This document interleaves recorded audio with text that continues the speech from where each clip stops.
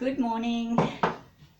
Here I am in my humble little kitchen, and I've been out in the garden this morning foraging for some plants and things to go in my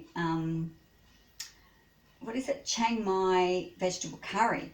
Now this one I haven't made before. It's very simple curry, but also intricate. So you've got some lovely flavours in there. I've been out in the garden. I've got one lovely red chilli. I've got a lime. The recipe didn't call for it, but I've got 2 kaffir leaves, so I thought I'd just grab a couple of kaffir leaves and put them in. And some root off my lemongrass, which I'll probably just only use, the stem part. Then I sort of milled around to see what vegetables were left, because we're in the height of summer at the moment, and summer's not a really good time for growing much. So I've got some I think it's black kale they call it, maybe Russian kale. It's gorgeous. Some little red beets, but yeah, not many red beets. And then I looked at what I had there, and there was some cardoon, which is the artichoke family, and I've just got the soft leaves off it. They can be quite spiky down near the root. I'm just washing them and getting any worm juice that might be on them off. Got quite a few of those. They'll cook up a bit like a spinach, a soft spinach. You can put them in right at the end. And then this beautiful cardoon, beautiful, and a lot of this here, the kale. It's just beautiful looking. I'm just making sure there's no snails or anything in there, because I don't want to be crunching away on snails. I have a few of them in my garden this year. I don't know where they came from, but they've just all decided to migrate around the yard. I think one comes in on a plant and then you end up with hundreds of them. So still going here. Let's have a look. And then, of course, I hacked up my sweet potato plant, so I'm going to use all the leaves in here, give them a wash.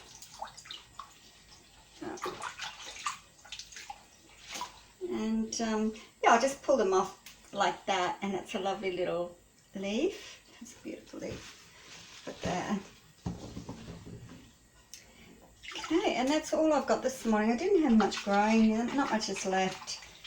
So, but I have got pumpkin and sweet potato, and you know what? I might even throw in some carrot, maybe some, wow, look, that one's been eaten, hasn't it?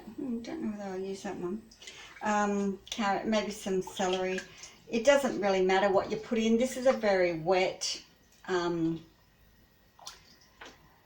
curry. It's meant to be served with rice or rotis or something like that, to soak up the moisture. So it's really not something that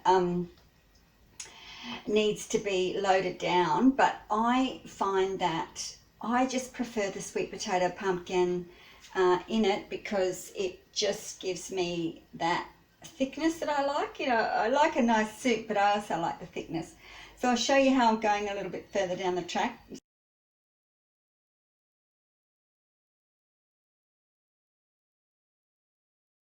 Now I'm about to cook. So I'm heating up the wok. I'm whacking in some coconut oil. Probably, I don't know, a tablespoon, maybe 2 tablespoons. Yeah, that'll be good. And just let that heat. So when it's starting to get hot, in with the onions, garlic, lemongrass, grated ginger,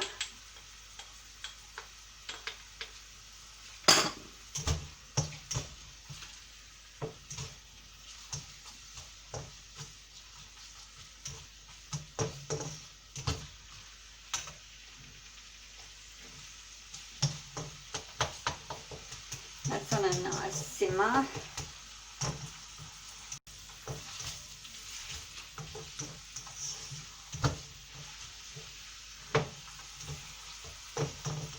I haven't got gas, so unfortunately this is oven, so it's not cooking as quick. Probably could have brought up my butane cooker and that would have been great from the camper van.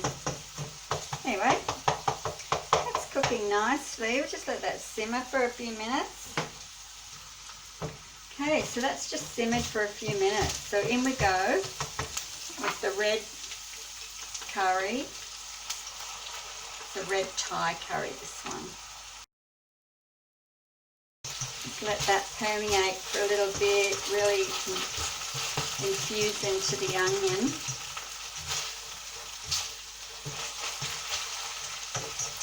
Oh, it smells really nice. You should smell it. It's just got this lovely, wow, hot, you can tell it's a nice hot aroma. Just let that cook down for a minute.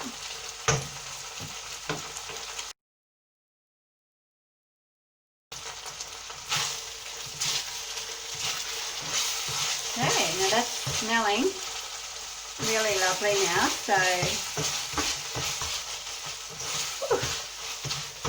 yeah, that's got it.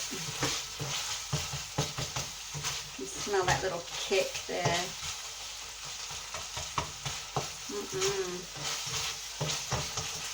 Smells beautiful. Okay, so we get in with the coconut cream.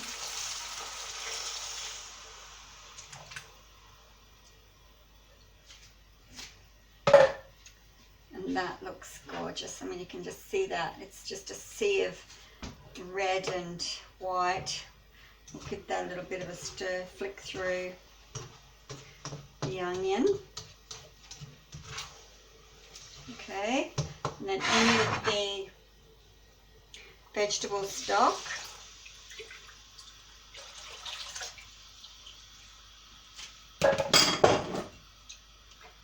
The soy sauce, I use a gluten-free soy sauce.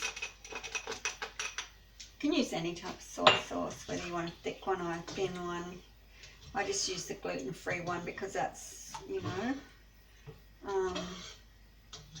because I have the allergies. That'll just come back up to heat. The lime juice. The palm sugar. You know what? I didn't have palm sugar, so I actually put in caster sugar. So this probably isn't going to taste exactly how it should. I will eventually get some palm sugar, and I just chuck in my kaffir lime leaves at this point. And I'm just going to bring it back up to a simmer or a boil. At this point, I'm just going to taste this too.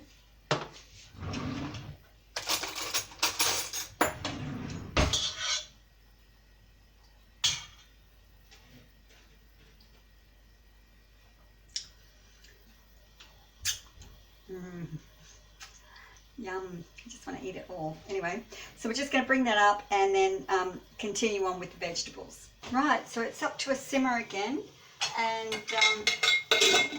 I'm just going to put the vegetables in. So I've got a combination of pumpkin and sweet potato. I'm just going to let that sink in there. And that's already blanched. So I'll let that melt down into the pot. And just leave that simmer for say 4 or 5 minutes. And then I'll be adding all the greens that I chopped up earlier, the sweet potato, the kale, and the cardoon. Just wait for that. My goodness, can't wait to have this. It smells delightful. I was going to put in some other vegetables, and you can put in really whatever vegetables you like, you know, some stir-fry vegetables like, you know, celery and carrot even, but I've just done this quite plain, and I wanted to use up some of the vegetables in my garden. So I have no idea what this is going to turn out to be like. Those beautiful kaffir leaves are permeating through that curry. So I'll be back in a few minutes and we'll have another look. That's been just sauteing there away beautifully. It's time for the vegetables. So we'll put in the Russian kale or black kale first. That's a bit thicker than the other one.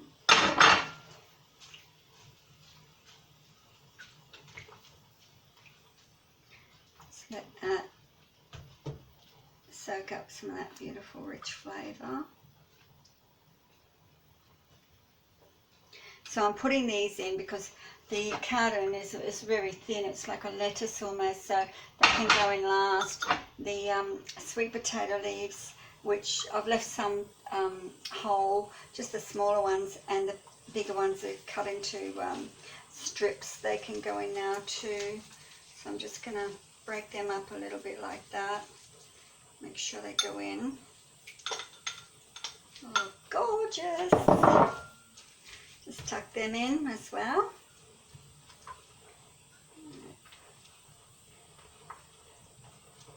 And this is ready nearly to serve with some rice.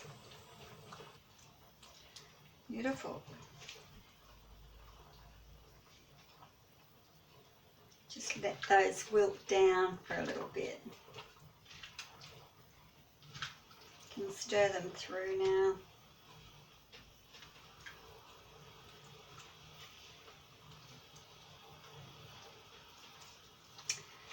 So yeah, not your average everyday curry. I mean, some people wouldn't put these type of vegetables in, but this is what I had, so this is what I'm putting in. Okay, and then last of all, pop the cardoon in.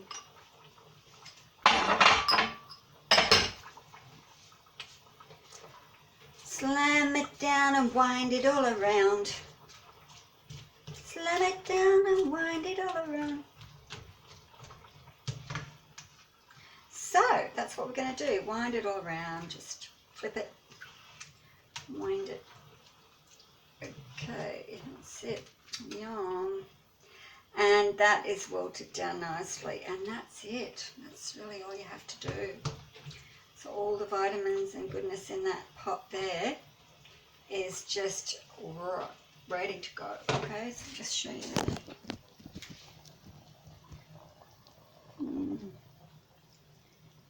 Did I get that? Anyway, hope that was okay.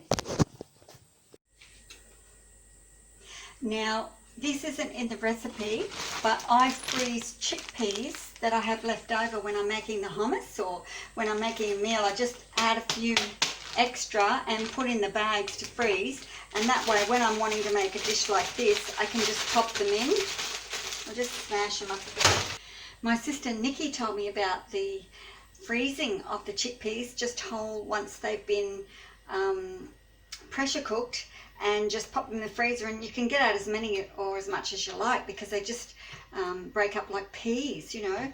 So it's really well worth freezing any that you have for later on cooking. Even if you want to just grab a handful out, pop them in the oven or a dehydrator and mix them with a little bit of salt and your favourite spices to make some lovely chickpea nibbles, and tip them in. And that's my protein. So if you haven't got a lot of protein intake, it's really good to just add some chickpeas, black beans, black-eyed peas, whatever you like, turtle beans. And that way you've got your protein mix in there, and it's just delightful. Just delightful, I say. Okay, and then we'll just let that simmer and let the juices get through that for another, just say 3 minutes, I'd say. And then we're ready to serve.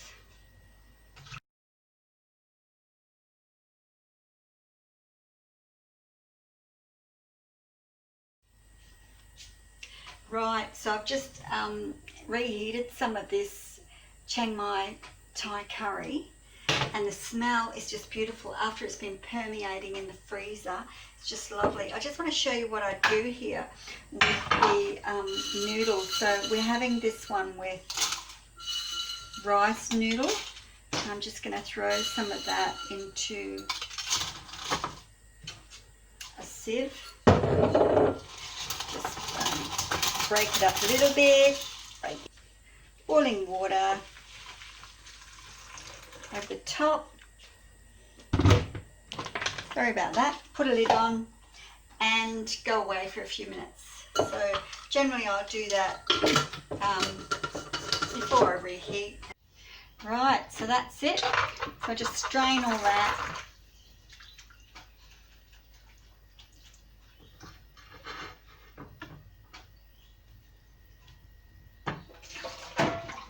Tip it into your serving bowl.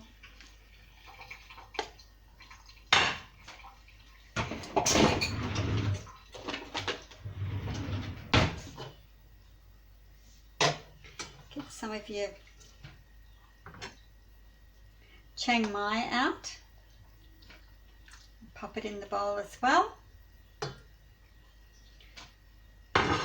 You can take out the kaffir lime and you can squeeze a little bit of lime on that as well, but I'm not going to bother. And just take up a little bit of your noodle and your